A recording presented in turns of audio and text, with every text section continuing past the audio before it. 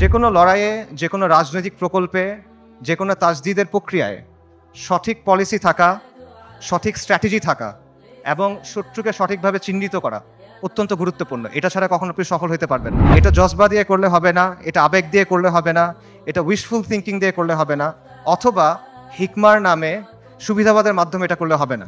কালকে যদি বনি ইসরায়েল মসজিদ আল আকসা ধ্বংস করে দেয়, কালকে যদি তারা ওখানে থার্ড টেম্পল বানানো শুরু করে, তাদের তৃতীয় মন্দির বানানো শুরু করে, কে কি করবে বলেন? গাজায় একটা হসপিটাল আছে খান ইউনুসে একটা অ্যাম্বুলেন্স আসছে, অ্যাম্বুলেন্স থেকে একটা বাচ্চা নামছে, 10-11 বছর বয়স, ওর কাছে একটা ব্যাকপ্যাক, ওখান থেকে রক্ত পড়তেছে। আল জাজিরা সাংবাদিক জিজ্ঞেস করছে যে এখানে তোমার এখান থেকে রক্ত পড়তেছে কেন, তোমার ব্যাগে কি? বলছে আমার ভাই।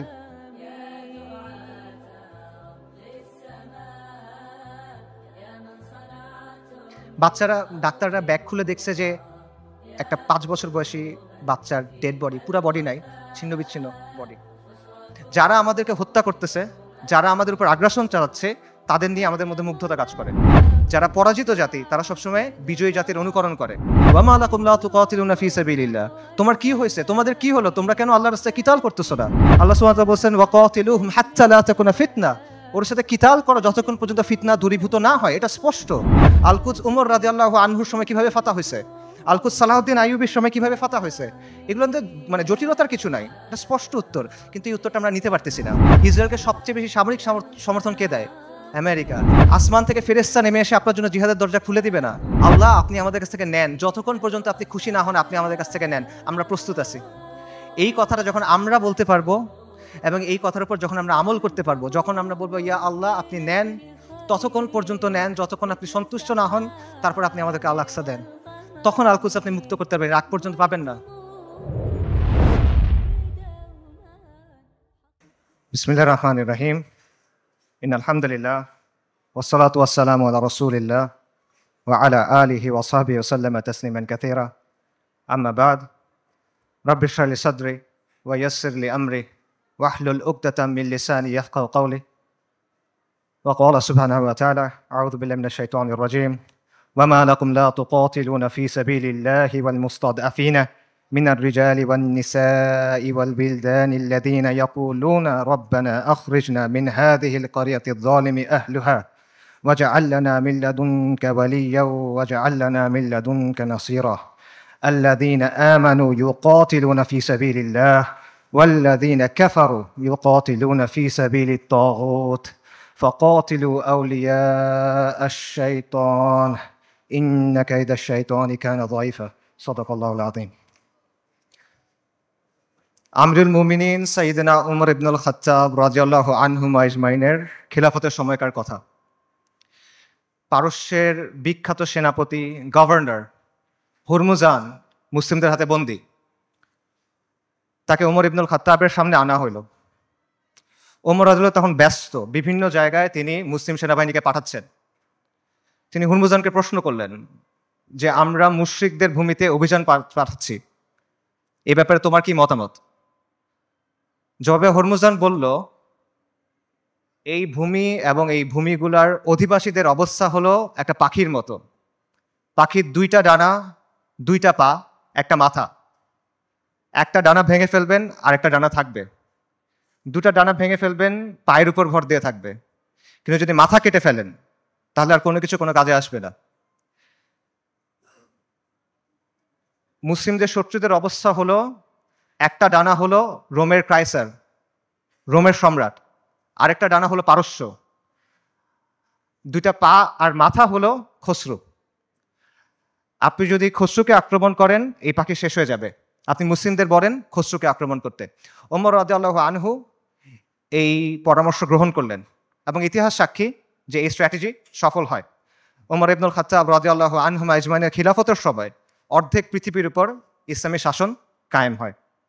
যে কোনো লড়াইয়ে, যে কোনো রাজনৈতিক প্রকল্পে, যে কোনো তাজদিদের প্রক্রিয়ায় সঠিক পলিসি থাকা, সঠিক স্ট্র্যাটেজি থাকা এবং শত্রুকে সঠিকভাবে চিহ্নিত করা অত্যন্ত গুরুত্বপূর্ণ। এটা ছাড়া কখনো আপনি সফল হতে পারবেন না।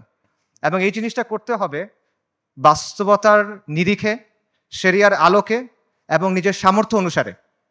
এটা জজবা দিয়ে করলে হবে না, এটা আবেগ দিয়ে করলে হবে না, এটা উইশফুল থিঙ্কিং দিয়ে করলে হবে না, অথবা হিকমার নামে সুবিধাবাদের মাধ্যমে এটা করলে হবে না।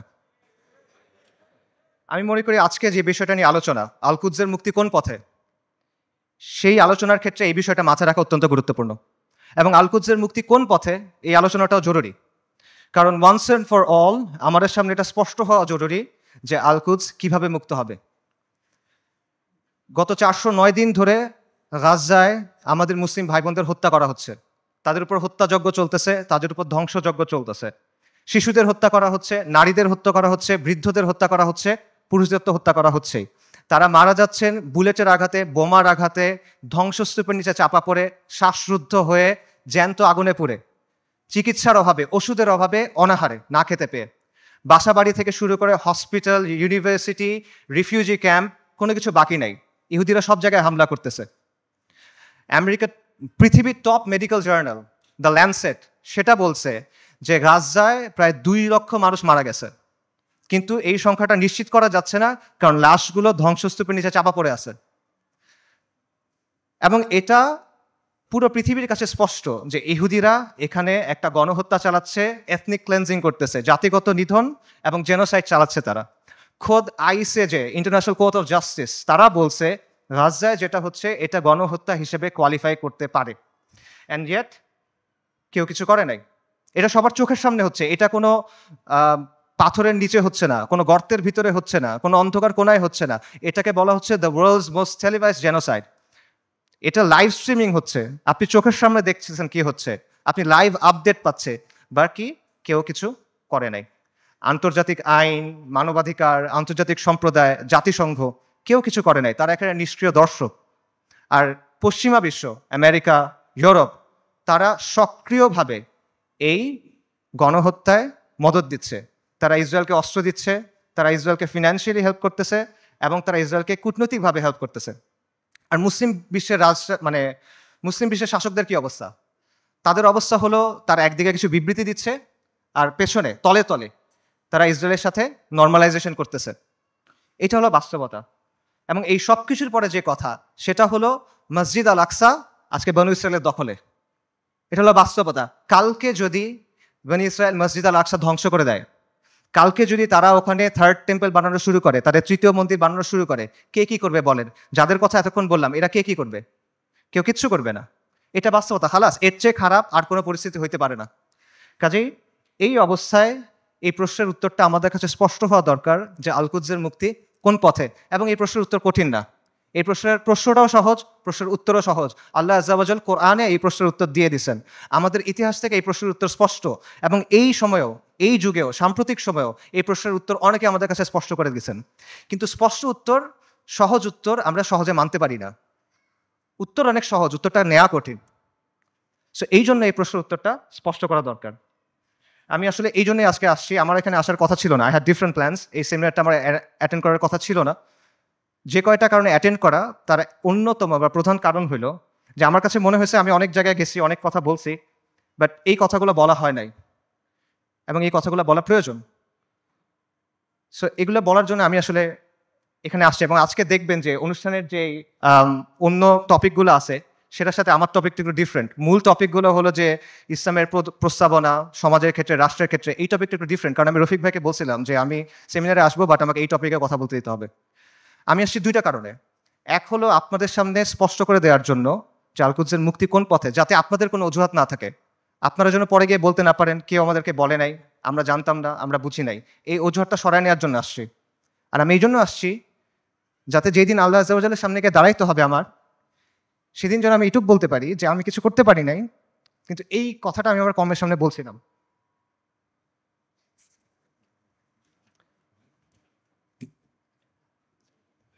আল কুদসের মুক্তি কোন পথে, এই আলোচনাটা ঢুকার আগে কয়েকটা বিষয় একটু ক্লিয়ার করা দরকার।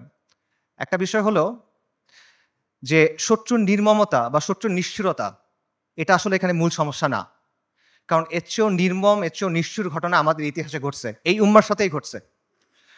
প্রথম ক্রুসেডের কথা চিন্তা করেন, যখন ক্রুসেডাররা জেরুজালেম দখল করে নিল 1099 সালের জুলাইয়ের 15 তারিখ, আজকে থেকে 925 বছর আগের কথা। খ্রিস্টান ইতিহাসবিদরা লিখছে যে তারা এমনভাবে ম্যাসাকার করছে যে রাস্তায় কিছু কিছু জায়গায় পায়ের গোলারি পর্যন্ত মানুষের রক্ত ছিল, আর কিছু কিছু জায়গায় রক্ত ছিল হাঁটু পর্যন্ত, মুসলিমদের রক্ত। এবং তারা জেরুজালেম পর্যন্ত যাওয়ার সময় যতগুলো শহর পার হয়েছে প্রত্যেকটা শহরে ম্যাসাকার করছে, রেপ করছে, লুট করছে, আর্সন করছে, আগুন লাগাই দিছে। এবং এখানেই শেষ না, তারা ক্যানিবালিজম করছে। ক্যানিবালিজম বুঝেন? মানুষের মাংস খাওয়া। এটা ঐতিহাসিকভাবে প্রমাণিত। সিরিয়ার উত্তর পশ্চিমে একটা শহর আছে আল মারাতুন নুমান। এই শহরে 1098 সালে খ্রিশ্চিয়ান হিস্টোরিয়ানদের লেখার মধ্যে আসে যে তারা মুসলিমদের লাশ সিদ্ধ করে খাইছে, বড়দের লাশ, প্রাপ্তবয়স্কদের লাশ এবং শিশুদের লাশ স্পিড রোস্ট করছে। স্পিড রোস্ট মানে বোঝেন? একটা বড় লোহার শিক থাকে, সেই শিকের মধ্যে একটা জন্তুকে এফোর ওফর করা হয়, মনে করেন একটা কবুতর বা একটা মুরগি। তারপর এটা আগুনের উপর ঝুলানো হয় শিকটা, তারপর এটা ঘুরানো হয়, তখন আগুনটা ঝলসায় মাংসটা রান্না হয়। আপনারা অনেক সময় দেখবেন যে গ্রিল চিকেন এভাবে রান্না করে। এইভাবে মুসলিমদের শিশুদের রান্না করে খাইছে। আমি বানায় বলতেছি না। ক্যানিবলস অ্যান্ড ক্রুসেডার্স একাডেমিক পেপার আছে, খুঁজে দেখেন, সেখানে প্রাইমারি সোর্স দেওয়া আছে, 12টা খ্রিস্টান সোর্স থেকে এটা প্রমাণিত। এই ঘটনা আমাদের সাথে ঘটছে। তাতারদের কথা চিন্তা করেন, বলা হয় যে মঙ্গলরা যখন বাগদাদ আক্রমণ করছিল 40 দিন পর্যন্ত মুসলিমদের হত্যা করছে। দজলা নদীর পানি লাল আর কালো হয়ে গেছে। লাল হলো মুসলিমদের রক্তে, কালো হলো সবকিছু পুড়াই দিছে, ছাই গিয়ে নদীর পানিতে মিশছে, পানি কালো হয়ে গেছে। নবী সাল্লাল্লাহু আলাইহি ওয়াসাল্লামের সময়ের কথা চিন্তা করেন। খাব্বাব ইবনে আরাদ রাদিয়াল্লাহু তাআলা আনহু, তিনি রাসূলুল্লাহ সাল্লাল্লাহু আলাইহি ওয়াসাল্লামের সাথে এসে যখন কথা বলতেছেন, রাসূলুল্লাহ বলতেছেন যে তোমাদের আগে এমন উম্মাত ছিল যাদের হাড় থেকে মাংস লোহার চিরুনি দিয়ে আলাদা করা হয়েছে, তাদের মাথা থেকে দ্বিখণ্ডিত করা হয়েছে, এবং সাহাবীদের উপর তো অনেক অত্যাচার নির্যাতন হয়েছে, এটা আমরা জানি। কাজেই অত্যাচার নির্যাতন এটা এখানে মূল ইস্যুটা না। আমার কথা ভুল বুঝবেন না, আমি বলতেছি না যে আমাদের গাজ্জার ভাই বোনরা তারা যেই কুরবানি করতেছেন, যে কষ্ট করতেছে, আমি এটা ডাউন প্লে করতেছি না। I am saying this just to put this things into perspective. মানে বিষয়টা বোঝা যে এইটা আগে ঘটেনি এমন না, এরকম ঘটনা আগেও ঘটছে। সমস্যা এখানে না, সমস্যা অন্য জায়গায়। সমস্যাটা হলো যে ক্রুসেডারদের সময় যখন আগ্রাসন হয়েছে, তাতারদের সময় যখন আগ্রাসন হয়েছে, তখন মুসলিমরা ক্রুসেডারদের সামরিক শক্তিকে সমীহ করত। তারা তাতারদের যে হিংস্রতা, এটা নিয়ে কনসার্ন ছিল, কিন্তু ওদের নিয়ে ফ্যাসিনেশন ছিল না, তাদের নিয়ে মুগ্ধতা ছিল না। আপনি তাদের লেখা যদি পড়ে দেখেন, দেখবেন যে ক্রুসেডের সময় যেসব মুসলিম হিস্টোরিয়ানরা লিখছেন, তারা ক্রুসেডারদের নিয়ে মজা করতেছে যে তাদের কাজকর্ম এমন কেন, তাদের বিশ্বাস এমন কেন, তাদের কালচার এমন কেন। তাতারদের সময় একটা বিখ্যাত ঘটনা আছে, অনেক আলেমদের আলোচনায় শুনবেন, যে হুলাকু খানের মেয়ে, বলা হয় হুলাকু খানের মেয়ে, তাতারদের নেতার মেয়ে বাগদাদ শহরে বের হয়েছে। সে একজন আলেমকে দেখছে, তাকে গিয়ে প্রশ্ন করতেছে, এই তোমাদের কোরআনে না লেখা আছে আল্লাহ তোমাদের বিজয়ী করবেন, আল্লাহ তোমাদের কর্তৃত্ব দিবেন, তোমরা সম্মানিত হবা? আর এটা কোরআন তো ভুল, কারণ আমরা তোমাদের উপরে কর্তৃত্ব করতেছি, তোমরা আমাদের অধীনস্থ। তখন সেই আলেম বলছেন যে রাখাল যখন ভেড়া নিয়ে যায় তখন সাথে কিছু কুকুর নিয়ে যায়, গার্ড ডগস। কেন নেয়? কারণ ভেড়া যখন পাল থেকে বের হয়ে যায় তখন কুকুর ছেড়ে দিতে হয়, কুকুরের ধাওয়া খেয়ে ভেড়াগুলো আবার পালে ফেরত আসে। তোমরা তাচাররা হলো এই কুকুর। আল্লাহ তোমাদেরকে পাঠাইছেন কারণ আমরা দিন থেকে সরে গেছি, তোমাদের ধাওয়া খেয়ে আমরা দিনের দিকে যখন ফিরবো তখন যিনি তোমাদের ছাড়ছেন তিনি তোমাদের আবার বেঁধে ফেলবেন। সুবহানাল্লাহ। আন্ডারস্ট্যান্ডিংটা খুব ক্লিয়ার। তাদের মধ্যে অনুশোচনা ছিল, দুঃখ ছিল, কিন্তু কোনো কনফিউশন ছিল না, শত্রুকে নিয়ে মুগ্ধতা ছিল না। তারা এটা ক্লিয়ার ছিল যে আমরা দিন থেকে সরছি, এই জন্য আজকে আমাদের এই অবস্থা, আমাদের দিনে ফেরত আসতে হবে। কিন্তু আমাদের আজকের কি অবস্থা? আমাদের অবস্থাটা কমপ্লিটলি ডিফারেন্ট। যারা আমাদেরকে হত্যা করতেছে, যারা আমাদের উপর আগ্রাসন চালাচ্ছে, তাদের নিয়ে আমাদের মধ্যে মুগ্ধতা কাজ করে, তাদের নিয়ে আমাদের মধ্যে ফ্যাসিনেশন কাজ করে, এবং আমরা মনে করি যে আমরা আরো বেশি করে কুফারের মতো হইতে হবে, আমাদের কুফারের অনুকরণ করতে হবে, তাহলে মনে হয় আমরা জিততে পারবো, তাহলে মনে হয় আমাদের দুরবস্থা যাবে। এবং আমরা মনে করি যে কুফারের যে তন্ত্রমন্ত্র আছে, কুফারের যে বাদ মতবাদ আছে, এগুলোর মাধ্যমে মনে হয় দিনের খেদমত হবে। আমরা এটা চিন্তা করতেছি। এগুলো কেন হচ্ছে? কারণ শত্রুর দিন নিয়ে আমাদের মধ্যে মুগ্ধতা আছে, আর আমাদের দিন নিয়ে আমাদের মধ্যে আছে হীনম্মন্যতা। ইবনু খালদুন একটা কথা বলছেন যে the vanquish always imitates the victor. যারা পরাজিত জাতি তারা সবসময় বিজয়ী জাতির অনুকরণ করে। এক্স্যাক্টলি সেম জিনিসটা এখানে হচ্ছে। ক্রুসেডের সময়, মঙ্গলদের আগ্রাসনের সময় আমরা সামরিক এবং রাজনৈতিকভাবে পরাজিত ছিলাম, কিন্তু আদর্শিকভাবে পরাজিত ছিলাম না। এখন আমরা সামরিক রাজনৈতিকভাবে পরাজিত, আমরা আদর্শিকভাবে পরাজিত, আমরা মনস্তাত্ত্বিকভাবে পরাজিত। এই কারণে সহজ যে উত্তর, সহজ যে সমাধান, এটা আমরা গ্রহণ করতে পারি না। আল-কুদসের মুক্তি কোন পথে হবে? আল-কুদসের মুক্তি হবে জিহাদের মাধ্যমে, কিতালের মাধ্যমে, তরবারির ধারালো অগ্রভাগ দিয়ে আল-কুদস মুক্ত হবে, আর কোনো কিছু দিয়ে হবে না। আল্লাহ আযজা ওয়া জাল কোরআনে বলছেন আল-কুদসের জন্য আপনার করণীয় কি?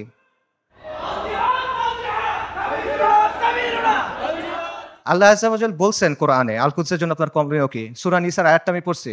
ওয়া মা লাকুম লা তুকাতিলুনা ফি সাবিলিল্লাহ। তোমার কি হয়েছে? তোমাদের কি হলো? তোমরা কেন আল্লাহর রাস্তায় কিতাল করতেছো না? এই জিনিসটা স্পষ্ট। আল্লাহ সুবহানাহু ওয়া তাআলা বলছেন, ওয়া আইদ্দু লাহুম মাসতাতাতুম মিন কুওয়া। তোমরা প্রস্তুত করো তাদের সে জিহাদের জন্য। আল্লাহ সুবহানাহু ওয়া তাআলা বলছেন, ওয়া কাতিলুহুম হাত্তা লা তাকুনা ফিতনা। ওর সাথে কিতাল করো যতক্ষণ পর্যন্ত ফিতনা দূরীভূত না হয়। এটা স্পষ্ট। আল কুদস উমর রাদিয়াল্লাহু আনহুর সময় কিভাবে ফাতা হয়েছে? আল কুদস সালাহউদ্দিন আইয়ুবীর সময় কিভাবে ফাতা হয়েছে? এগুলোতে মানে জটিলতার কিছু নাই। এটা স্পষ্ট উত্তর। কিন্তু এই উত্তরটা আমরা নিতে পারতেছি না। এবং আমাদের মধ্যে কনফিউশন আছে। ঠিক আছে, জিহাদ হবে, জিহাদটা কিভাবে হবে? আপনি ফিলিস্তিনে গিয়ে জিহাদ শুরু করবেন নাকি? ওমর রাদিয়াল্লাহু আনহুর সময় কি ফিলিস্তিনে জিহাদ শুরু হয়েছিল নাকি ফিলিস্তিনে গিয়ে জিহাদ শেষ হয়েছিল? সালাহউদ্দিন আল আইয়ুবীর সময় জিহাদ কি ফিলিস্তিনের দরজায় শুরু হয়েছিল না জিহাদ ফিলিস্তিনের ভেতরে গিয়ে শেষ হয়েছিল? এই প্রশ্নগুলোর উত্তর সোজা। আপনি কি জিহাদ ফিলিস্তিনে গিয়ে শুরু করবেন নাকি জিহাদ করতে করতে করতে গিয়ে আল্লাহ একসময় আল আকসাকে আমাদের হাতে দিবেন ইনশাআল্লাহ?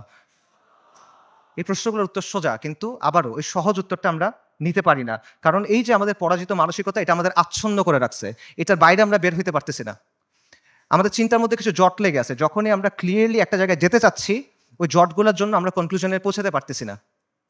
সুফিদের একটা কথা আছে যে আপনি যখন কোনো গ্লাসে বিশুদ্ধ পানি দিবেন, তার আগে ওই গ্লাস থেকে ময়লা ফেলে দিতে হবে। সো আপনি যদি ঠিক অ্যান্সারটা দিবেন, তার আগে ভুল অ্যান্সারটা সরাই নিতে হবে। এই জন্য আমি মূল অ্যান্সারে যাচ্ছি, তার আগে অল্প কিছু বিষয় কভার করি। আমাদের মাথায় কিছু জট লেগে আছে, সেই জটগুলো ক্লিয়ার করার চেষ্টা করি। প্রথম যে জটটা খুলতে হবে সেটা হলো, আল কুদসের ইস্যুর নিয়মতান্ত্রিক কোনো সমাধান নাই। এটার কোনো অনুমোদিত সমাধান নাই, এটার কোনো বৈধ সমাধান নাই। বর্তমান বিশ্ব ব্যবস্থার অধীনে যতগুলো নিয়মতান্ত্রিক পথ আছে, যতগুলো বৈধ পথ আছে, যতগুলো অনুমোদিত পথ আছে, এগুলোর কোনোটা দিয়ে ফিলিস্তিন মুক্ত হবে না। আর যেই পথে ফিলিস্তিন মুক্ত হবে, আল কুদস মুক্ত হবে, এটা কোনোদিনও এই বিশ্ব ব্যবস্থায় বৈধ পথ হবে না। এটা কখনো তারা মেনে নিবে না। এটা সবসময় তাদের চোখে অপরাধ থাকবে, এটা সবসময় তাদের চোখে অবৈধ থাকবে, এবং এটা সবসময় তাদের চোখে সন্ত্রাস হিসেবে গণ্য হবে। এটা হলো রিয়ালিটি। এটা চিন্তা করেন যে যে জাতিসংঘ আর যেই আন্তর্জাতিক আইনের মাধ্যমে ইসরায়েলের প্রতিষ্ঠা হলো, সেই জাতিসংঘ আর সেই আন্তর্জাতিক আইন দিয়ে আপনি কিভাবে আল কুদস মুক্ত করবেন? ইসরায়েল রাষ্ট্র প্রতিষ্ঠিত হয়েছে কিভাবে? জায়নিস্ট আন্দোলনের মাধ্যমে, ব্রিটিশদের সাহায্যে, আমেরিকার সাহায্যে, আন্তর্জাতিক আইন আর জাতিসংঘের ফ্রেমওয়ার্কের মধ্যে। এই বিশ্ব ব্যবস্থা এটা ইসরায়েলকে জন্ম দিছে, এবং এই বিশ্ব ব্যবস্থা ইসরায়েলকে টিকায় রাখছে। তাহলে এই বিশ্ব ব্যবস্থার অধীনে যতগুলো সম্ভাব্য সমাধান আছে, কোনোটা দিয়ে আপনি ইসরায়েলকে সরাইতে পারবেন না। সম্ভাব্য সমাধান কি বলেন? One state solution, two state solution. একটা রাষ্ট্র হবে, ইহুদি রাষ্ট্র, সেখানে সবাই থাকবে, অথবা একটা ইহুদি রাষ্ট্র, একটা ফিলিস্তিনি রাষ্ট্র। এই তো সলিউশন। দুই ক্ষেত্রে তো ইসরায়েল থাকতেছে, খালি সীমানার হেরফের হচ্ছে। কাজে এইভাবে আপনি যদি পুরা আল কুদসকে মুক্ত করতে চান, আপনি বিশ্ব ব্যবস্থার অধীনে নিয়মতান্ত্রিক কোনো বৈধ পথ নাই, এটা স্পষ্টভাবে বুঝতে হবে। তথাকথিত আন্তর্জাতিক আইন, মানবাধিকার, এসব মেনে আপনি আল কুদসকে মুক্ত করতে পারবেন না। এগুলো হলো আপনার জন্য বাধ্যতামূলক, ওদের জন্য অপশনাল। ইসরায়েল কতগুলো মানবাধিকার ভঙ্গ করছে, ইসরায়েল কতগুলো আন্তর্জাতিক আইন ভঙ্গ করছে, আমেরিকা ইরাক আর সিরিয়াতে কি করছে, ফ্রান্স এখন আফ্রিকাতে কি করতেছে, ইভেন জাতিসংঘের যে শান্তিরক্ষা বাহিনী এর আগে সুদান, হাইতি, লাইবেরিয়া, কঙ্গো এসব জায়গায় গিয়ে সাধারণ মানুষকে রেপ করতেছে। এগুলো মানবাধিকার লঙ্ঘন না? আন্তর্জাতিক আইনের ভঙ্গ হয় না এখানে? কার কি হয়েছে? কিচ্ছু হয় নাই। এটা ওরা বানাবে, আপনি মানবেন। এটা ওরা মানার জন্য না। আপনি এগুলো বিশ্বাস করে বসে আছেন, লাভ নাই। এগুলো দিয়ে ওরা আপনার হাত দুই পেছনে বেঁধে রাখবে, তারপর ইসরায়েল এসে আপনাকে জবেহ করবে। এরা আমাদেরকে নারী অধিকারের কথা বলবে, শিশু অধিকারের কথা বলবে, মানবাধিকারের কথা বলবে, পর্দার সমালোচনা করবে, নিকাবের সমালোচনা করবে, শরিয়ার সমালোচনা করবে। তারপর আমাদের বইয়ের মধ্যে এলজিবিটি ঢুকাবে। কিন্তু যখন লিটারেলি হাজার হাজার নারী, শিশু, বৃদ্ধ মারা যাচ্ছে, জেনোসাইড হচ্ছে, এথনিক ক্লেন্সিং হচ্ছে, তখন এরা এসে কি বলবে? Israel has the right to defend itself, we must condemn Hamas. এই তো অবস্থা। এটা হলো আন্তর্জাতিক আইন এবং মানবাধিকারের অবস্থা। আমেরিকাতে একজন বিখ্যাত দায়ী ছিলেন, মালিকা শাহবাজ, ম্যালকম এক্স, এই নামে চিনবেন অনেকে। ওনার একটা কথা আছে, খুব বিখ্যাত কথা, এবং আমি মনে করি এই কথাটা আমাদের সবার বোঝা উচিত। উনি বলছেন, we want freedom by any means necessary, we want justice by any means necessary, we will strike at injustice by any means necessary. অর্থাৎ মুক্তির জন্য, মর্যাদার জন্য, সম্মানের জন্য, অন্যায় বন্ধ করার জন্য যা যা করা প্রয়োজন তা সবই করতে হবে। সহজ। ম্যালকম এক্স আফ্রিকান আমেরিকান ছিলেন, পশ্চিমা বিশ্বের বাস্তবতা উনি খুব কাছ থেকে দেখছেন, এবং ওনার মধ্যে হীনমন্যতা ছিল না, জাতে ওঠার টেন্ডেন্সি ছিল না, ওনার এই চিন্তা ছিল না যে আমার কৈফিয়ত দিতে হবে। তাই উনি সহজ কথাটা সহজে বলে দিয়েছেন। তো এই কথাটা আপনারা বুঝতে হবে, যদি আপনি মুক্তি চান, যদি আপনি মাথা উঁচু করে বাঁচতে চান, তাহলে you have to get it by any means necessary. এটা মাথার মধ্যে গেঁথে নেন, এটা মনের মধ্যে খোদাই করে নেন যে আন্তর্জাতিক আইন, জাতিসংঘ, মানবাধিকার এগুলো মেনে কিয়ামত পর্যন্ত আপনি আল আকসাকে মুক্ত করতে পারবেন না। এটা অনেকে বুঝবেন, ঠিক আছে, জাতিসংঘ দিয়ে আল আকসা মুক্ত হবে না, তাহলে মুক্ত হবে কিভাবে? অনেকগুলো মুসলিম দেশ আছে, এই মুসলিম দেশগুলোকে আমাদের সামাজিক অর্থনৈতিকভাবে শক্তিশালী করতে হবে, সামরিকভাবে শক্তিশালী করতে হবে, তাহলে মনে কোনো এক সময় আল-কুদস মুক্ত হয়ে যাবে। না, এভাবেও হবে না। এরকম রাষ্ট্র যেগুলো আছে গত 1 বছরে তারা কি করছে বলেন? এরকম কিছু রাষ্ট্রের নাম বলেন। ইউএই, কাতার, সৌদি আরেবিয়া, তুরস্ক, এরা এই রাস্তাতেই আছে, তাই না? আচ্ছা, তারা কি করছে বলেন? সর্বপ্রথম যে রাষ্ট্র ইসরায়েলের সাথে নর্মালাইজেশন করছে, প্রথম যে রাষ্ট্রগুলো করছে তার মধ্যে একটা হলো ইউএই। ইসরায়েলকে সবচেয়ে বেশি অস্ত্র সাপ্লাই দেয় আমেরিকা। সেই অস্ত্র ইসরায়েলে পৌঁছায় কিভাবে? যে রুটগুলো ব্যবহার হয়ে পৌঁছায় তার একটা হলো কাতারে। গাজায় যে অস্ত্র দিয়ে আপনার ভাই বোনকে হত্যা করা হচ্ছে, সেই অস্ত্র এসে প্রথমে পৌঁছাচ্ছে কাতারে। সৌদি আরব কি করতেছে? একদিকে পেছনে নর্মালাইজেশনের চেষ্টা করতেছে, আরেকদিকে মরুভূমির মধ্যে কনসার্ট হচ্ছে। ইসরায়েলের চ্যানেল 13 একটা প্রতিবেদন আছে, সেখানে বলা হয়েছে যে যখন লোহিত সাগরে ব্লকেট দিল হুথিরা, ইয়েমেনের হুথিরা যখন লোহিত সাগরে ব্লকেট দিল, তখন ইসরায়েলে কার্গো গেছে কিভাবে? দুবাই, জর্ডান এবং সৌদি আরবের মধ্য দিয়ে। আর যারা এগুলোর বিরুদ্ধে কথা বলার মতো মানুষ, সেই হকপন্থী ওলেমায়ে কেরাম, শত শত ওলেমায়ে কেরাম গত 7-8 বছর ধরে তাদের জেলে। আর তুরস্কের কথা আপনি বলবেন, মানে তুরস্কের অনেক রেটরিক আছে, অনেক কথা তুরস্কের বিরুদ্ধে বললে অনেকে মন খারাপ করেন। আমাকে বলেন যে তুরস্কের বাস্তবতা কি? তুরস্ক কি করছে আমাকে বলেন। তুরস্কের বাস্তবতা হলো তুরস্ক নেটো সদস্য। তুরস্কের বাস্তবতা হলো তুরস্কের মিলিটারি আইডিএফ এর সাথে জয়েন্ট মিলিটারি এক্সারসাইজ করে। সো আপনি যদি মনে করেন যে এইটার মাধ্যমে হবে, এটা আসলে অবাস্তব চিন্তা ভাবনা।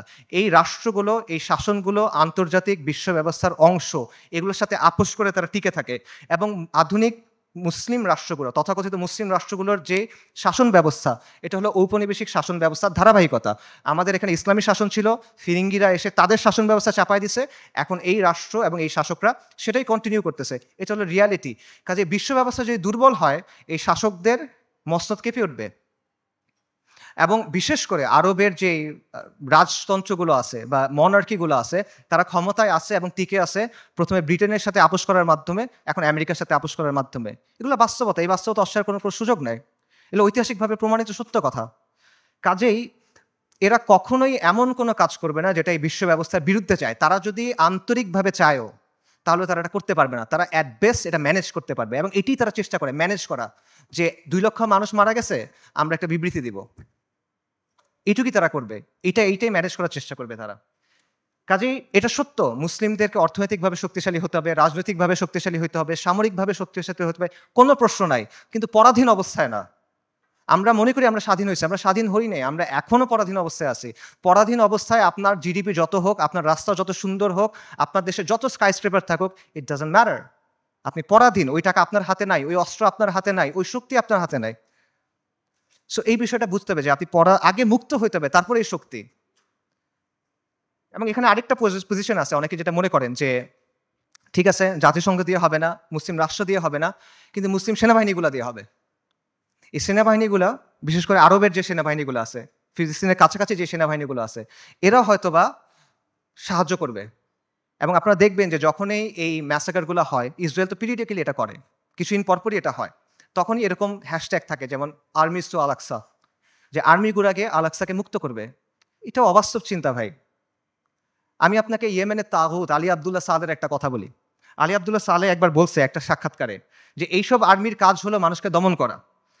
যদি জনগণ আমার বিরুদ্ধে বিদ্রোহ করে, আমি আর্মি দিয়ে জনগণকে দমন করব। এর বাইরে এদের আর কোনো কাজ নাই, এটা শোর জন্য। জনগণকে রক্ষা করা এই সেনাবাহিনীর কাজ না। এটা হলো আলী আবদুল্লাহ সালের কথা। সে একটা মিথ্যাবাদী, কিন্তু সে এখানে সত্য বলছে। এটি হলো বাস্তবতা। আপনি দেখেন যে এই আর্মিগুলোকে প্রশিক্ষণ দেওয়া হয়েছে, অস্ত্র দেওয়া হয়েছে, অর্থায়ন করেছে কেন?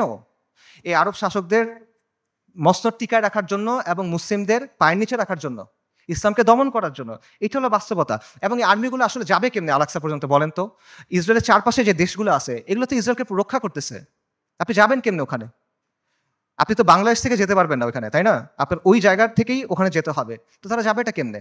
এবং যখন আপনি যে বলতেছেন এই আর্মিগুলো ক্ষমতা নিবে বা তারা কাজ করবে, এগুলো তো অলরেডি হয়েছে, এটার বাস্তবতা আমরা দেখছি।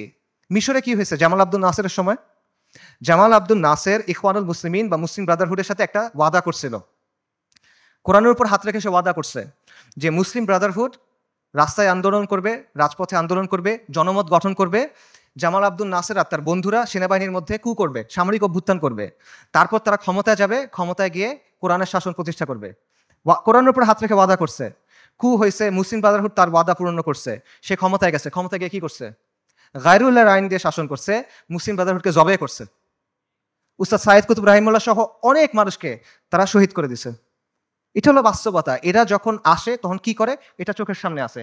কাজেই আরব রাষ্ট্রগুলো বা এই রাষ্ট্রগুলোর যে শাসন ব্যবস্থা, যে শাসকরা আছে, এরা হলো ইসরায়েলের ঘনিষ্ঠতম মিত্র। আর এই বাহিনীগুলো হয় ইসরায়েলের বর্ডার গার্ড অথবা জাতিসংঘের ভাড়াটে সৈন্য। এটা হলো বাস্তবতা। সো এদেরকে দিয়ে আপনি ফিলিস্তিন মুক্ত করবেন, এটা ডিলিউশন ভাই। এবার আসেন ইরানের কথায়। আমরা অনেকে মনে করি যে ইরান ফিলিস্তিনকে মুক্ত করবে। আল-কুদসের মুক্তি ইরানের মূল উদ্দেশ্য না। ইরানের মূল উদ্দেশ্য হলো মধ্যপ্রাচ্যে শিয়াদের যে ক্ষমতা, এটা বৃদ্ধি করা। শিয়া অ্যাক্সিস বলে যেটাকে। এবং এটা সে করবে অ্যাট ইয়োর কস্ট। একটা কথা আছে গেম থিওরিতে, জিরো সাম গেম, যে তার শক্তি যত বাড়বে আপনার শক্তি তত কমবে।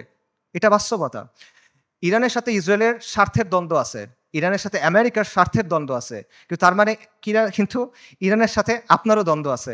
যে ইরান আজকে ফিলিস্তিনের মুক্তি করার জন্য বুলি আওড়াচ্ছে, তারাই আজকে সিরিয়াতে আহলুস সুন্নাহ ওয়াল জামাকে হত্যা করতেছে। তারাই আজকে আহওয়াজে আহলুস সুন্নাহ ওয়াল জামাকে হত্যা করতেছে। তারা ইরাকে আহলুস সুন্নাহ ওয়াল জামাকে হত্যা করছে, এখন নির্যাতন করতেছে। এটা হলো বাস্তবতা। ইরানের স্বার্থ আর আহলুস সুন্নাহ ওয়াল জামার স্বার্থ কখনোই এক না। ইরান সক্রিয়ভাবে এই মুহূর্তে আহলুস সুন্নাহ ওয়াল জামার সাথে যুদ্ধে লিপ্ত। এই মুহূর্তে, আগে কখনো ছিল, পরে কখনো এগুলো বলছে না। অ্যাট দিস মোমেন্ট তারা আমাদের সাথে যুদ্ধে লিপ্ত। অ্যাট দিস মোমেন্ট তারা আমাদের হত্যা করতেছে। আমেরিকা যখন আফগানিস্তানে আক্রমণ করছে, আমেরিকা যখন ইরাকে আক্রমণ করছে, ইরান তাদেরকে সহায়তা করছে। এটা তাদের মুখের কথা, এটা আমি বানায় বলতেছি না, আপনারা গিয়ে চেক করেন। মোহাম্মদ খাতামি ইরানের প্রেসিডেন্ট ছিল 97 থেকে 2005 পর্যন্ত সম্ভবত। তার একটা বক্তব্য আছে যে তালিবানের বিরুদ্ধে আমরা আমেরিকাকে সাহায্য করছি। স্পষ্ট বক্তব্য আছে তাদের, এগুলো লুকোছাপার কিছু না। এবং সবচেয়ে বড় যে বিষয়টা, ইরানের ব্যাপারে সতর্ক হওয়ার সবচেয়ে বড় কারণ হলো যে তাদের সাথে আমাদের আকীদার দ্বন্দ্ব আছে, তাওহীদের ব্যাপারে দ্বন্দ্ব আছে। তারা আল্লাহর উলুহিয়াত, আল্লাহর রুবুবিয়াত, আল্লাহর সিফাতের ব্যাপারে শিরক করে। তারা আমাদের মা আয়েশা রাদিয়াল্লাহু তাআলা আনহার ব্যাপারে জঘন্য কথা বলে, যেটা কোনোদিন কিয়ামত পর্যন্ত মানা সম্ভব না আমাদের পক্ষে। তারা সাহাবায়ে কেরাম রাদিয়াল্লাহু তাআলা আনহুম আজমাইনকে তাকফির করে, এটা কোনোদিন পর্যন্ত মানা সম্ভব না। এগুলো কোনো ফুরুই বিষয় না ভাই। এই জিনিস মেনে আপনি কোনো কিছু করতে পারবেন না। আল্লাহ আল-কুদসকে এই শিরকের সাথে এই করে আপনি মুক্ত করতে পারবেন না। ইরানকে আপনার দেখতে হবে ক্রুসেডের সময়ে উবাইদি সাম্রাজ্যের মতো করে। ক্রুসেডের সময়ে একটা সাম্রাজ্য ছিল, উবাইদি সাম্রাজ্য। এটাকে আপনারা অনেকে ফাতেমি খিলাফত নামে চিনেন। এরা আকিদাতে ছিল ইসমাইলি শিয়া, মানে ইমামি শিয়াদের চেয়েও খারাপ, বাতেনিয়ারা, ইসমাইলি শিয়া। তারাও জেরুজালেমকে মুক্ত করার কথা বলতো, তারাও ঐক্যের কথা বলতো। কিন্তু ইতিহাস খুলে দেখেন তাদের ভূমিকা কি ছিল, আহলুস সুন্নাহর সাথে তাদের ভূমিকাটা কি ছিল, এটা ইতিহাস খুলে দেখেন। এবং এটা শুধু তখন না, এখনো এবং এর আগেও ছিল এরকমই। কাজেই ইরানকে আপনার উবাইদিদের একটা আধুনিক সংস্করণ হিসেবে দেখতে হবে। তবে credit where credit is due, ইরানের কিছু অর্জন আছে যেটা আমাদের নাই, এটা আপনার স্বীকার করতে হবে। শিয়া স্বার্থের জন্য গত 4 দশকে ইরান যেটা করতে পারছে, কোনো সুন্নি শক্তি সেটা এখনো করতে পারে নাই। এটা বাস্তবতা। শিয়াদের আজকে একটা রাষ্ট্র আছে, তাদের একটা জিওপলিটিক্যাল প্রজেক্ট আছে। মধ্যপ্রাচ্যে আহলুস সুন্নাহর এরকম কোনো কিছু এখনো নাই। বৈশ্বিকভাবে ফিলিস্তিন ইস্যু ব্যবহার করে ইরান প্রতিরোধের একটা রেটরিক তৈরি করছে, এক ধরনের সফট পাওয়ার তৈরি করছে। এটা আমরা তৈরি করতে পারি নাই। এগুলো বাস্তবতা, এই ক্রেডিট তাকে আপনি দেন, এই অর্জন স্বীকার করেন, কোনো সমস্যা নাই। কিন্তু এই রেটরিকে মজে গিয়ে আপনি মনে করেন না যে তারা হলো উম্মার অগ্রসেনারী। আপনি মনে করেন না যে সে এসে আপনার সহযোগী হবে। এটা যদি আমরা মনে করি তাহলে এটা ভুল হবে, এবং এই ভুলের মাসুল আমাদের দিতে হবে। আরেকটা বিষয় মাথায় রাখেন, সেটা হলো আল-কুদস পবিত্র, এটা ইসলাম ছাড়া আর কোনো কিছু দিয়ে মুক্ত হবে না। বাংলাদেশে একটা দল আছে জাসদ, জাতীয় সমাজতান্ত্রিক দল। 80-র দশকে এই দলের অনেক মানুষ ফিলিস্তিনে গেছিল লড়াই করতে। আপনারা জানেন কিনা আমি জানি না। মেজর জলিলের নাম শুনছেন, উনি জাসদের সাথে ছিল। ওনার মাধ্যমে অনেকে তখন সেখানে গিয়ে লড়াই করছিল। এই যে ইয়াসির আরাফাতদের যে দল ছিল পিএলও, এটার সাথে তারা ওখানে গিয়ে লড়াই করছিল, এগুলো ডকুমেন্টেড। তো এই জাসদ বা এই পিএলওর হাতে আল্লাহ কখনো আল-কুদসের মুক্তি দিবেন না। মূলহিত কমিউনিস্ট, সেকুলারিস্ট, ন্যাশনালিস্টদের হাতে আল্লাহ আল-কুদসকে দিবেন না। আল-কুদস মানে কি? আল-কুদস মানে পবিত্র। পবিত্র জিনিস মানুষ আল্লাহ অপবিত্রদের হাতে দিবেন না, অসম্ভব। যেই বিজয় আল্লাহ প্রথমে দিচ্ছেন আল ফারুকের কাছে রাদিয়াল্লাহু আন, যেই বিজয় আল্লাহ দিচ্ছেন সালাহউদ্দিনের কাছে, এটা আল্লাহ কোনো কমিউনিস্টকে দিবেন না, এটা আল্লাহ কোনো জাতীয়তাবাদীকে দিবেন না। এটা যদি মুক্ত হয়, এটা ইসলামের নামে মুক্ত হবে। যতদিন পর্যন্ত ইসলামের নাম না আসবে, এটা যদি আপনি বাহ্যিকভাবে মনে হয় মুক্ত হয়েছে, তাও এটা আসলে মুক্ত হবে না। এবং এখানে এটাও বুঝেন যে ফিলিস্তিনের মানুষরা নিজে নিজে আল-কুদসকে মুক্ত করতে পারবে না। ঠিক আছে? আমরা সবাই ফিলিস্তিনের জিহাদ সমর্থন করি, সবাই সমর্থন করে এটা, কমিউনিস্টরাও সমর্থন করে। কিন্তু ফিলিস্তিনের মানুষ নিজেরা, গাজার মানুষ খালি গাজাতে লড়াই করতেছে, আল-কুদস মুক্ত হবে না। পশ্চিম তীরের মানুষ শুধু পশ্চিম তীরে লড়াই করতেছে, ফিলিস্তিন মুক্ত হবে না। এটা সম্ভব না। উমর রাদিয়াল্লাহু আনহুর সময় আবারও চিন্তা করেন, ইতিহাসের কথা চিন্তা করেন। ফিলিস্তিন কি ভেতর থেকে মুক্ত হয়েছিল না বাইরে থেকে গিয়ে মুক্ত করা হয়েছিল? সালাহউদ্দিন আর আইয়ুবের সময় চিন্তা করেন, ফিলিস্তিন ভেতর থেকে মুক্ত হয়েছিল না বাইরে থেকে গিয়ে মুক্ত করা হয়েছিল? বাইরে থেকে মুক্ত করতে হবে। এক্স্যাক্টলি এখন আপনার তাই করতে হবে। বাইরে থেকে যোদ্ধা বাহিনী গিয়ে ফিলিস্তিনকে মুক্ত করে আনতে হবে। কিন্তু এখানে সমস্যাটা হলো যে বাইরে থেকে যে যারা যাবে তারা যাবেটা কিভাবে? ইসরায়েল একটা ৪-৫ লেয়ারের সিকিউরিটি কমপ্লেক্সের ভেতরে বসে আছে। সহজ করে বলি, ইসরায়েল যেতে হলে আপনার ৪টা বা ৫টা পাহাড় টপকাইতে হবে। এভাবে চিন্তা করেন, মনে করেন আফ্রিকার কোনো অঞ্চলে আপনি টাইম মেশিনে করে সালাউদ্দিন আল আইয়ুবী এবং নুরুদ্দিন জিঙ্গি রাহিমাহুমুল্লাহ তাদেরকে নিয়ে আসলেন, তাদের বাহিনীকে নিয়ে আসলেন, তাদেরকে অত্যাধুনিক অস্ত্র দিলেন এবং তাদের একটা মিশন দিলেন, তোমাদের কাজ হলো আবার জেরুজালেম মুক্ত করো, আগে একবার করছিলে আবার করো। তারা যদি এই কাজটা করতে চায়, তাদেরকে কে বাধা দিবে চিন্তা করেন। প্রথমে ওইখানকার তথাকথিত মুসলিম শাসক বাধা দিবে, তাদের বাহিনী বাধা দিবে, সেই শাসকদের কিছু অনুগত নামধারী আলেম থাকবে, তারা বাধা দিবে, তারা বলবে এরা খারিজি, তারা বলবে এরা তাকফিরি, তারা বলবে এরা উগ্র, তারা বলবে এরা বাঘি।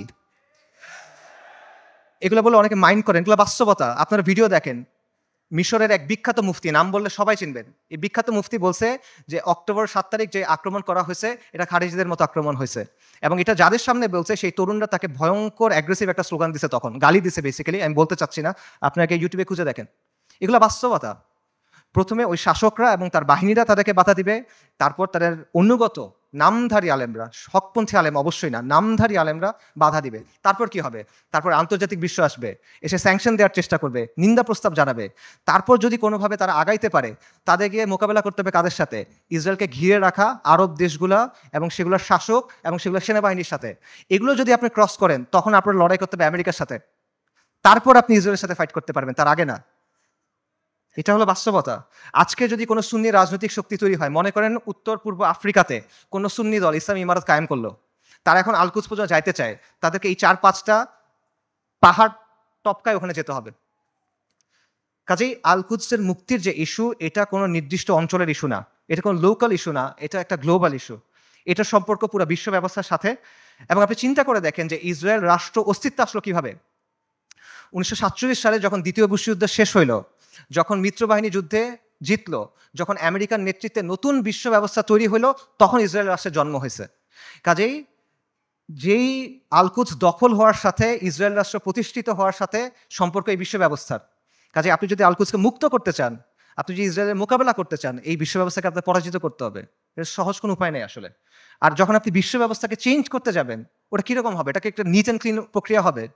সহজ প্রক্রিয়া হবে না, একটা রক্তাক্ত প্রক্রিয়া হবে, ব্রুটাল প্রক্রিয়া হবে।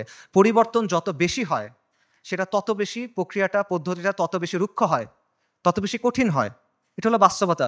পৃথিবীর ইতিহাসে কোনো পলিটিক্যাল সিস্টেমের পরিবর্তন শান্তিপূর্ণভাবে হয় নাই। পলিটিক্যাল সিস্টেম, আপনি একটা ওয়ার্ল্ড সিস্টেমের কথা বলতেছেন, ওয়ার্ল্ড অর্ডারের কথা বলতেছেন, এটা শান্তিপূর্ণভাবে হবে না। কিন্তু আমরা এভাবেই চিন্তা করি। আমি চিন্তা করি আমার চাকরি ঠিক থাকবে, আমার ক্যারিয়ার ঠিক থাকবে, আমার স্ট্যান্ডার্ড অফ লিভিং ঠিক থাকবে, সব কিছু ঠিক থাকবে, জিডিপি ঠিক থাকবে, আমার দেশের ইনকাম পার ক্যাপিটা ঠিক থাকবে, মাঝখান দিয়ে আল-কুদস মুক্ত হয়ে যাবে। এভাবে হবে না। আমাদের সবাইকে কুরবানি করতে হবে। এটা সস্তা কিছু না ভাই। এটা আপনি সেকুলার ইতিহাস দেখেন, ওয়াহির আলোকে দেখেন, আকলের দিক দিয়ে দেখেন, বাস্তবতার আলোকে দেখেন, আপনি এভাবে মুক্ত করতে পারবেন না। এই পুরো বিশ্ব ব্যবস্থার পরিবর্তনের সাথে এটা জড়িত। আমি সামারি করি, আমি অনেকগুলো না না না না বললাম, সেই নাগুলো সামারি করি। বর্তমান বিশ্ব ব্যবস্থার অনুমোদিত কোনো পথে আল-কুদস মুক্ত হবে না। জাতিসংঘ, আন্তর্জাতিক আইন, মানবাধিকার, এগুলো দিয়ে আল-কুদস মুক্ত হবে না। মুসলিম বিশ্বের শাসক এবং তাদের অধীনস্থ যে সেনাবাহিনী, এদেরকে দিয়ে আল-কুদস মুক্ত হবে না। ইরানের যে অক্ষ, এটার মাধ্যমে আল-কুদস মুক্ত হবে না। আল-কুদসের অধিবাসীরা একা একা নিজেরা চেষ্টা করে ভেতর থেকে আল-কুদসকে মুক্ত করতে পারবে না, তাকে অবশ্যই বাইরে থেকে হেল্প করতে হবে। কিন্তু বাইরে থেকে কেউ যদি হেল্প করতে যায়, তারা 4 থেকে 5টা পাহাড় ডিঙায় যেতে হবে। কাজেই ফিলিস্তিনের মুক্তির বিষয়টা এই বিশ্ব ব্যবস্থার পরিবর্তন করা বা বিশ্ব ব্যবস্থাকে দুর্বল করার সাথে সম্পর্কিত। আল-কুদসকে মুক্ত করতে হলে অবশ্যই এই বিশ্ব ব্যবস্থাকে দুর্বল হইতে হবে, নইলে এটা সম্ভব না, ইল্লা মাশা আল্লাহ। এবং অবধারিত হবে এই ক্ষেত্রে আপনার অরাজকতা, অস্থিতিশীলতা এবং রক্তক্ষয়ী একটা প্রক্রিয়ার মধ্যে যেতে হবে। এগুলো হলো বাস্তবতা। তাহলে আল কুদসের মুক্তি কিভাবে, সমাধান কিভাবে? আমি বলছি আল কুদসের মুক্তি কিতালের মাধ্যমে, জিহাদের মাধ্যমে। এটা আপনারাও জানতেন অনেকে। আজকে এখানে আসার আগে আপনারা অনেকেই এটা মনে করতেন যে হ্যাঁ, জিহাদের মাধ্যমে আল কুদস মুক্ত হবে। শুধু আপনারা না, যেই ছেলেটা মদ খায়, যে মেয়েটা বয়ফ্রেন্ড নিয়ে ঘুরে, সেও দেখেন মনে করে যে আল কুদস যুদ্ধের মাধ্যমে মুক্তি হবে। আমেরিকার যে কমিউনিস্টরা আছে, যে এলজিবিটি অ্যাক্টিভিস্টরা আছে, এদের মধ্যে অনেকে মনে করে আল কুদস যুদ্ধ ছাড়া মুক্ত হবে না। আপনারা দেখবেন যে ওদের অনেকে স্লোগান দেয়, from the river to the sea Palestine will be free. তারা এটা বলে। তারা মনে করে ৭ই অক্টোবরের অ্যাটাককে তারা প্রশংসা করে। তারা মনে করে এটা হলো ডিকলোনাইজেশন হচ্ছে, ডিকলোনাইজেশনের সবচেয়ে ভালো রূপ এটা। তো তার বুঝ আর আপনার বুঝে তফাৎ কি? তফাৎটা হলো যে আপনি মনে করছেন যুদ্ধ দিয়ে মুক্ত হবে, আপনার কাছে উত্তরটা আছে, আপনার কাছে গন্তব্যটা আছে, কিন্তু গন্তব্য পর্যন্ত কিভাবে যাবেন এটা আপনি জানেন না। আপনি একটা অঙ্কের উত্তরটা আপনি মুখস্থ জানেন বা কেউ আপনাকে বলে দিছে, আপনি এটা লিখছেন, কিন্তু আপনি অঙ্কটা মিলাই আনতে পারতেছেন না। এটা হলো সমস্যাটা। সো এই কথাগুলো এতক্ষণ আমি যেটা বললাম, যে আমি যে বললাম এইভাবে হবে না, এইভাবে হবে না, এইভাবে হবে না, এটা বলার কারণটা হলো ওই চিন্তার জটগুলো খুলে দেওয়া, যাতে করে আপনার চিন্তাটা স্পষ্ট হয়। আল কুদসকে মুক্ত করতে হলে অবশ্যই জিহাদ করতে হবে, এবং এটা একটা উম্মা কেন্দ্রিক প্রচেষ্টা হতে হবে। এটা কোনো নির্দিষ্ট এক জায়গায় করে আপনি করতে পারবেন না। জিহাদটা শুরু ফিলিস্তিনে হবে না, এটা শেষটা ফিলিস্তিনে গিয়ে হবে। ইতিহাসে এভাবেই বারবার হয়েছে। ওমর ইবনুল খাত্তাবের সময় কি হয়েছিল চিন্তা করেন, সালাহউদ্দিন আল আইয়ুবের সময় কি হয়েছিল চিন্তা করেন। শুরুটা কখনোই ফিলিস্তিনে হয় নাই, শেষটা ফিলিস্তিনে গিয়ে হয়েছে। এবং এই জন্য প্রথমে মুসলিম মেজরিটি দেশগুলো আছে, সেগুলোকে আপনার স্বাধীন করতে হবে। সেকুলার সিস্টেম থেকে বের হয়ে সেখানে ইসলামী শরিয়া আনতে হবে। We must replace this tyrannical puppets with man of God. মুত্তাকিদের দিয়ে ওই জায়গায় ইসলামী শরিয়া আনতে হবে, তা না হলে আপনি মুক্ত করতে পারবেন না। এটা হলো বাস্তবতা। এবং এই পরিবর্তনটা, এটা একটা বৈপ্লবিক পরিবর্তন। এটা ব্যালট বক্স দিয়ে আসবে না, এটা কোনোদিনও ব্যালট বক্সে দিয়ে আসবে না। অনেক চেষ্টা করা হয়েছে, আসবে না। সেটা আফগানিস্তানে যেভাবে আসবে, সব জায়গায় এভাবে আসবে, এটা জরুরি না। স্থান, কাল, পাত্র, প্রেক্ষাপট ভেদে পরিবর্তন আসতে পারে, কিন্তু পরিবর্তনটা বৈপ্লবিক হইতে হবে। এটা আপোষের কোনো পরিবর্তন হইলে হবে না। এবং মূল বিষয়টা সিম্পল, কিছু ভূখণ্ডের উপর আহলুস সুন্নাহ ওয়াল জামাত তামকিন লাগবে, শাসন কর্তৃত্ব লাগবে। তারপর সেই ভূখণ্ডগুলোকে ঘাঁটি হিসেবে ব্যবহার করে আপনাকে সামরিক শক্তি তৈরি করতে হবে। তারপর ধাপে ধাপে জিহাদের মাধ্যমে আল কুদসকে মুক্ত করতে পারবেন। এটা হলো অ্যান্সার। এবং এই তামকিন অর্জনের কাজটা সব মুসলিম ভূখণ্ডে আপনি একসাথে করতে পারবেন না, কারণ সব মুসলিম ভূখণ্ডের অবস্থা এক না। আপনি চিন্তা করেন, বাংলাদেশে ইসলামী ইমারত হওয়া আর সিরিয়াতে ইসলামী ইমারত হওয়া কখনো একরকম না। বাংলাদেশ আর ইসরায়েলের মধ্যে বা আল কুদসের মধ্যে 6টা দেশ আছে: Jordan, Iraq, Iran, Afghanistan, Pakistan এবং মোদির ভারত। আনরিয়েলিস্টিক, আপনি ওখান থেকে কোনো যেতে পারবেন না। কিন্তু সিরিয়ার সাথে ডিরেক্ট বর্ডার আছে। কাজেই এই বাস্তবতা বুঝতে হবে যে কোন জায়গায় ফোকাস করতে হবে, কোনভাবে কাজ করতে হবে। তবে মূল সমাধান ওই জায়গাতেই, যেটা আমি আবারও বলতেছি, আল কুদসের নিকটবর্তী মুসলিম ভূখণ্ডে তামকিন অর্জন করতে হবে, শাসন কর্তৃত্ব অর্জন করতে হবে। তারপর সেগুলোকে কেন্দ্র হিসেবে ব্যবহার করে সামরিক শক্তি বৃদ্ধি করতে হবে। তারপর ধাপে ধাপে জিহাদের মাধ্যমে আল আকসার দরজায় গিয়ে পৌঁছাতে হবে। এটা আপনাদের অনেকের কাছে মনে হতে পারে যে ফ্যান্টাসি, আপনাদের অনেক কাছে মনে হতে পারে যে এটা অনেক কঠিন একটা সলিউশন, কিন্তু এটাই সবচেয়ে প্র্যাগম্যাটিক সলিউশন। এবং এটার উদাহরণ ইতিহাস থেকে আছে। আমি আবারও বলতেছি, উমর রাদিয়াল্লাহু আনহুর সময় চিন্তা করেন কিভাবে মুসলিমরা আল আকসা মুক্ত করছিল। প্রথমে মদিনার উপরে শাসন কর্তৃত্ব তামকিন, তারপর জাজিরাতুল আরবের উপরে, তারপর সিরিয়ার কিছু অঞ্চলে, তারপর আল আকসায়। সালাউদ্দিন আইয়ুবের সময় কিভাবে হয়েছে, সিরিয়ার কিছু অঞ্চলে, তারপর মিশরে, তারপর আল আকসায়। এভাবেই হয়েছে। এবং আপনি যদি বলেন যে এটা তো ঠিক আছে, অনেক আগে হয়েছে, বর্তমান সময়ে এভাবে হবে কিনা, বর্তমান সময়েও হবে। আপনার সামনে উদাহরণ আছে। ইরানের কথা চিন্তা করেন। ইরানের ব্যাপারে আমরা বলছি যে ইরানের মাধ্যমে এটা মুক্তি হবে না, ইরানের স্বার্থ আমাদের স্বার্থ এক না, ইত্যাদি। বাকি গত 1 বছরে কেউ যদি ইসরায়েলের সাথে কিছু লড়াই করে থাকে, 2-1টা গুলিও করে থাকে, এটা কে করছে? ইরানই তো করছে। তো এই যে প্রতিরোধ করার সামর্থ্য, সেটা অর্জন করলো কিভাবে? তারা 3টা বা 4টা জায়গাকে ব্যবহার করে এটা করছে। একটা হলো তেহরান মানে ইরান, একটা হলো লেবাননে হিজবুল্লাহ বা হিজবুল শয়তান, একটা হলো ইয়েমেনে হুথিরা, আর একটা হলো ইরাকে তাদের যে মিলিশিয়াগুলো আছে আল বদর ব্রিগেড। এর মাধ্যমে তো তারা এটা করছে। তো এই শক্তিটা তারা তৈরি করছে কিভাবে? নিয়মতান্ত্রিকভাবে করছে। আমাদের অনেক ভাই একই সাথে নিয়মতান্ত্রিক পদ্ধতির ফ্যান, আবার তারা ইরানেরও ফ্যান। এই জিনিসটা সায়েন্স আমি এখনো বুঝতে পারি নাই। ইরানের এই ক্ষমতাটা তৈরি হয়েছে কিভাবে? 79-এ একটা বিপ্লবের মাধ্যমে খোমেনি ক্ষমতায় আসছে। তারপর 80-র দশকে তারা লেবাননে গিয়ে IRGC, যেটা ইসলামিক রেভলিউশনারি গার্ড কর্পস, ঠিক আছে, ইরানের যেটা, তারা গিয়ে লেবাননের যে শিয়া ফ্যাকশনগুলো ছিল সেগুলোকে একত্রিত করছে, তাদেরকে প্রশিক্ষণ দিছে, তাদেরকে ট্রেনিং দিছে। এইটা পরবর্তী থেকে হিজবুল্লাহতে পরিণত হয়েছে। এবং হিজবুল্লাহ কি কোনো নিয়মতান্ত্রিক দল? এটা একটা ডেজিগনেটেড টেররিস্ট অর্গানাইজেশন। খুঁজে দেখেন ইয়েমেনে হুথিরা কিভাবে তৈরি হয়েছে। হুথিদেরকে গিয়ে অর্থ দিছে, প্রশিক্ষণ দিছে, অস্ত্র দিছে কারা? ইরান। হুথিরা কি ডেজিগনেটেড টেররিস্ট দল?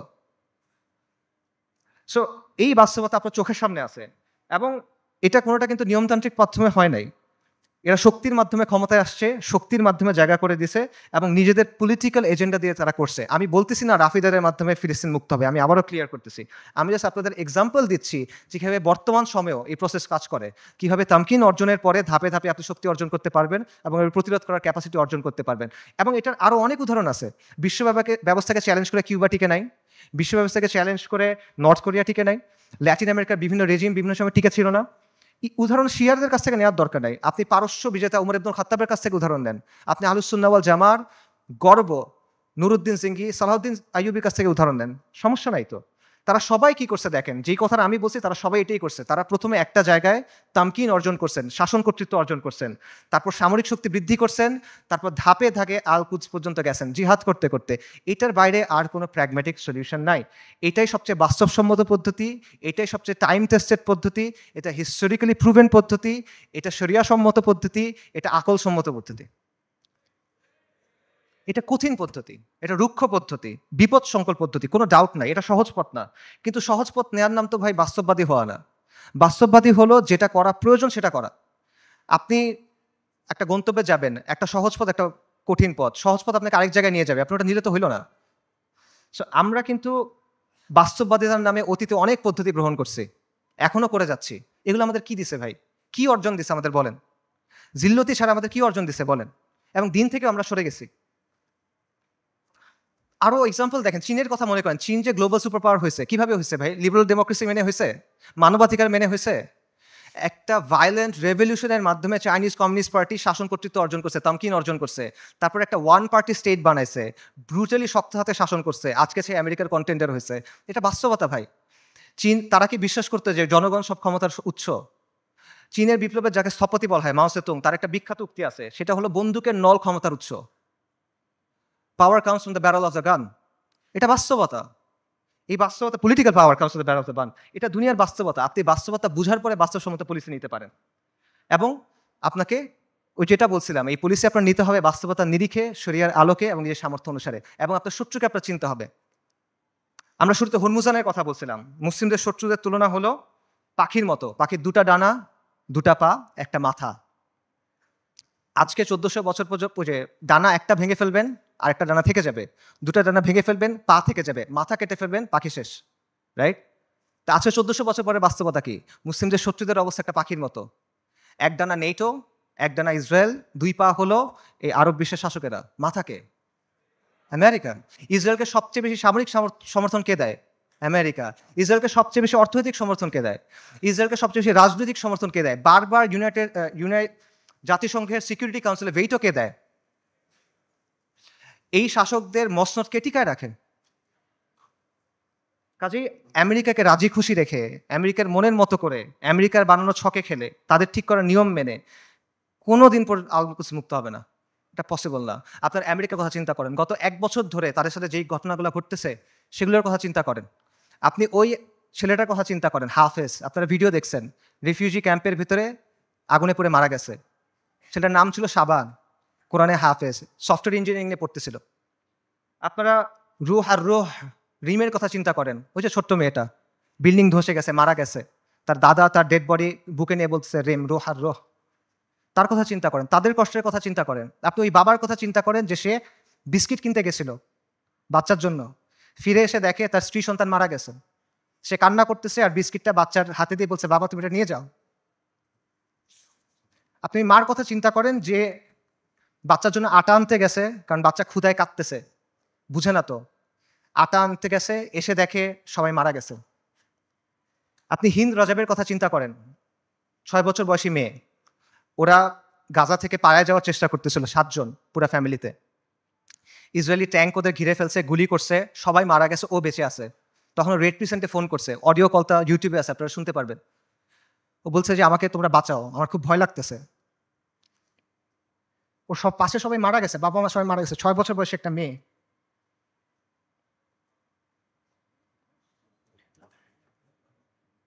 এবং শেষ পর্যন্ত 12 দিন পরে ওর ডেড বডি যখন পাওয়া গেছে, দেখা গেছে ওর পুরো ফ্যামিলির ডেড বডি, আর ওর আশেপাশে যে প্যারামেডিকগুলা ওকে বাঁচাতে আসছিল তারাও মারা গেছে, তাদেরকে মেরে ফেলছে ইসরায়েলিরা। ওই ৩ বোনের কথা চিন্তা করেন। ৩ বোন ৩টা ছবি। প্রথম ছবিটা হলো যুদ্ধের আগে। ৩ বোন সেলফি তুলছে, হাসি খুশি। পরের ছবিটা হলো যুদ্ধের সময়। ২ বোন, পেছনে ধ্বংসস্তূপ। ১ বোন মারা গেছে। পরের ছবি ১ বোন, তার হাতে একটা বড় পলিথিন। গার্বেজ ডিসপোজাল ব্যাগ আছে না? কালো রঙের বড় পলিথিন। ওরকম বড় পলিথিন। পলিথিনে কি? তার বোনের ডেড বডি। পুরা বডি নাই, ছিন্ন-বিচ্ছিন্ন হয়ে গেছে ওই ডেড বডি। গাজায় একটা হসপিটাল আছে খান ইউনুস। খান ইউনুসে একটা অ্যাম্বুলেন্স আসছে। অ্যাম্বুলেন্স থেকে একটা বাচ্চা নামছে। ১০-১১ বছর বয়স। ওর কাছে একটা ব্যাকপ্যাক। ওখান থেকে রক্ত পড়তেছে।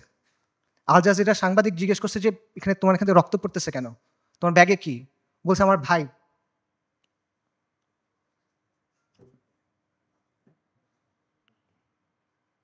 বাচ্চারা, ডাক্তাররা ব্যাগ খুলে দেখছে যে একটা ৫ বছর বয়সী বাচ্চার ডেড বডি, পুরা বডি নাই, ছিন্ন-বিচ্ছিন্ন বডি। আপনারা ওই মার কথা চিন্তা করেন যে গেছে, যে তার পুরা ফ্যামিলি মারা গেছে, সে এসে জিজ্ঞেস করছে, আমাকে লাশগুলা দাও, আমি দাফন কি করব? তাকে ৩টা পলিথিন দিছে। কারণ ডেড বডি নাই, ছিন্ন-বিচ্ছিন্ন হয়ে গেছে সব। ৩টা পলিথিন দিছে। আপনারা ওই বাচ্চাটার কথা চিন্তা করেন, বিল্ডিং ধসে পড়ছে, খুলি ফেটে গেছে, কোটর থেকে চোখ বের হয়ে আসছে এবং ওই নিষ্প্রাণ চোখ এই নিষ্প্রাণ পৃথিবীর দিকে তাকায় আছে। এদের কষ্টের কথা চিন্তা করেন। এই কষ্ট শুধু তাদের, এই কষ্ট আমাদের না। আমরা না এক উম্মাহ। এক উম্মাহ এক দেহের মতো, এরকম না? আমাদের স্পষ্ট করে না ওই কষ্ট। এই কষ্টটা কি আমাদের যে কষ্টটা হবে তার চেয়ে বেশি কষ্ট? আমাদের যে কষ্ট ওটা কি এর চেয়ে বেশি কষ্ট? যদি এটা বেশি কষ্ট মনে হয় তাহলে আমি আরেকটা কষ্টের কথা বলি, এটা শোনেন। ওই দিনের কথা মনে করেন যেই দিন আল্লাহর সামনে আপনাকে দাঁড়াতে হবে। ইদা দুক্কাতিল আরদু আরদান দাক্কান দাক্কা ওয়া জাআ রাব্বুক ওয়াল মালাকু সাফফান সাফফা ওয়া জিআ ইয়াওমাইযিন বিজাহান্নাম। পৃথিবী চূর্ণ-বিচূর্ণ হয়ে যাবে, বালির মতো হয়ে যাবে। আপনার প্রতিপালক আসবেন এবং মালাইকারা আসবে সারিবদ্ধভাবে, এবং জাহান্নামকে আপনার সামনে আনা হবে। ওই দিন আল্লাহ আপনাকে প্রশ্ন করবেন, আমাদেরকে প্রশ্ন করবেন। কি জবাব দিবেন আল্লাহকে বলেন? ফায়াউমাইযিন লা ইউআযযিবু আযাবাহু আহাদ ওয়া লা ইউথিকু ওয়াসাকাহু আহাদ। আল্লাহ ওই দিন যেভাবে আযাব দিবেন ওভাবে আর কেউ দেয়া নাই। আল্লাহ ওই দিন যেভাবে বাঁধবেন ওভাবে আর কেউ বাঁধে নাই। কি বলবেন আল্লাহকে তখন? আল্লাহ আপনাকে যদি জিজ্ঞেস করেন তুমি কি করছিলে, আপনি কি জবাব দিবেন বলেন? এই কষ্ট বেশি না দুনিয়াতে আপনার যে কষ্ট হবে সেটা বেশি? লা ইলাহা ইল্লাল্লাহ। এত কিছুর পরও দেখেন আল কুদসের মানুষ ঈমান, ইস্তিকামাত এবং সবরের কি দৃষ্টান্ত স্থাপন করছে। একজন বৃদ্ধা বলতেছে, আমাদের জান, মাল, সন্তান সবকিছু আল্লাহর জন্য কুরবান। মৃত্যু যদি আল কুদসের জন্য হয় তাহলে এটা সুন্দর মৃত্যু। ইনশাআল্লাহ কিয়ামত পর্যন্ত আমরা রিবাত করে যাব। এটা সস্তা কিছু না, এটা রাসূলুল্লাহ সাল্লাল্লাহু আলাইহি ওয়াসাল্লামের ইসরা ওয়াল মিরাজের জায়গা। আমরা বাইতুল মাকদিসের অধিবাসীরা প্রস্তুতি আছি, কুরবানি করার জন্য প্রস্তুতি আছে, যত কুরবানি লাগে আমরা করব।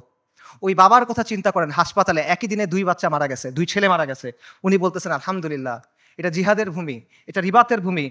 আমাদের যা কিছু আছে সব আল্লাহর জন্য। আল্লাহ আমাদের খালেক, উনি আমাদের তৈরি করছেন, উনি আমাদের পাঠাইছেন, উনি নিয়ে যাবেন, ওনার যা খুশি উনি করবেন। আমরা এটাতে খুশি, আমরা এটার উপর সবর করব। বান্দা যখন বিপদের মধ্যে পড়ে, ওলামায়ে কেরাম হাদিসের আলোকে বলছেন যে বান্দা যখন বিপদের মধ্যে পড়ে তখন আল্লাহ এটার মাধ্যমে তার সগীরা গুনাহগুলো মাফ করে দেন অথবা তাকে পরিশুদ্ধ করেন, কারণ আল্লাহ তাকে আখিরাতে বড় পুরস্কার দিতে চান। আমি মনে করি আমাদের গাজ্জার ভাই বোনদের সাথে, ফিলিস্তিনের ভাই বোনদের সাথে এই বিষয়টাই হইতেছে। ইনশাআল্লাহ তাআলা আল্লাহ তাদেরকে জান্নাতুল ফিরদৌস আলার জন্য প্রস্তুত করতেছেন। আমি মনে করি আল্লাহ এই বান্দাদের উপর রাজি খুশি হয়ে যাবেন ইনশাআল্লাহ তাআলা। লক্ষের উপরে শহীদ, আলহামদুলিল্লাহ, এটা উম্মতে মুহাম্মদের গর্ব। আমাদের মৃতরা জান্নাতে ইনশাআল্লাহ, ওদের মৃতরা জাহান্নামে। আল্লাহু মাওলানা ওয়ালা মাওলা লাহুম। ওই বৃদ্ধের কথা চিন্তা করেন যিনি ধ্বংসস্তূপের মাঝখানে দাঁড়ায় বলতেছেন, আমরা আজও এখানে দাঁড়ায় আছি এবং আমরা এখান পর্যন্ত থাকবো।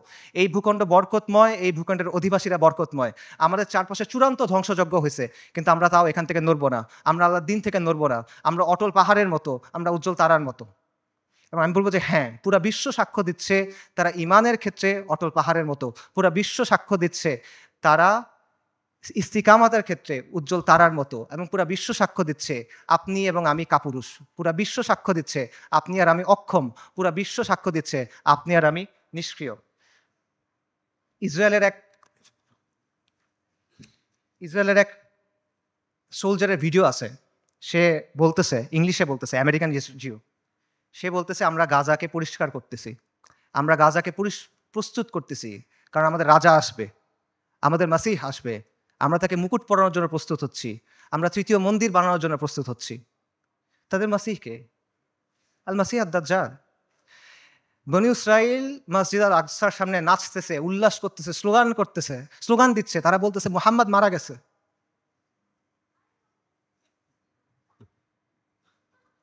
আল্লাহুম্মা সাল্লি ওয়া সাল্লিম আলা নবিয়িনা মুহাম্মদ। এটা কি অবস্থা ভাই? এই জিনিসটা মানা সহজ নাকি আল কুদসের জন্য ফাইট করা সহজ? এই পথটা আমাদের কাছে অনেক বেশি কঠিন মনে হইতেছে। কোন পথটা আমাদের কাছে বেশি কঠিন মনে হয় এটা ঠিক করে দিবে যে আমাদের ঈমানের অবস্থাটা আসলে কি। নবী সাল্লাল্লাহু আলাইহি ওয়াসাল্লাম তার হাদিসে বলছেন, আমি হাদিসের তর্জমা বলতেছি, ইবনে উমর রাদিয়াল্লাহু তাআলা আনহু থেকে বর্ণিত, রাসূলুল্লাহ সাল্লাল্লাহু আলাইহি ওয়াসাল্লাম বলছেন, যখন তোমরা ইনার পদ্ধতিতে ব্যবসা করবে, গরুর লেজ আঁকড়ে ধরবে, কৃষিকাজে সন্তুষ্ট থাকবে এবং জিহাদ ছেড়ে দিবে, তখন আল্লাহ তোমাদের উপর লাঞ্ছনা এবং অপমান চাপায় দিবেন। সাদাকা রাসূলুল্লাহ। এর চেয়ে বড় লাঞ্ছনা আর এর চেয়ে বড় অপমান কি আছে? আর নবী সাল্লাল্লাহু আলাইহি ওয়াসাল্লাম বলছেন, এই অবস্থা ততক্ষণ থাকবে যতক্ষণ না পর্যন্ত তোমরা তোমাদের দ্বীনে ফেরত আসো। সুনান আবু দাউদের হাদিস। আল কুদস জিহাদের মাধ্যমে মুক্ত হবে, কিন্তু এই জিহাদের দরজা কেউ এসে আপনার জন্য খুলে দিবে না। আসমান থেকে ফেরেশতা নেমে এসে আপনার জন্য জিহাদের দরজা খুলে দিবে না। জিহাদের দরজা খুলতে হবে তাওহীদ আর হাদিদের শক্তি দিয়ে, খুলতে হবে না, ভাঙতে হবে এটা।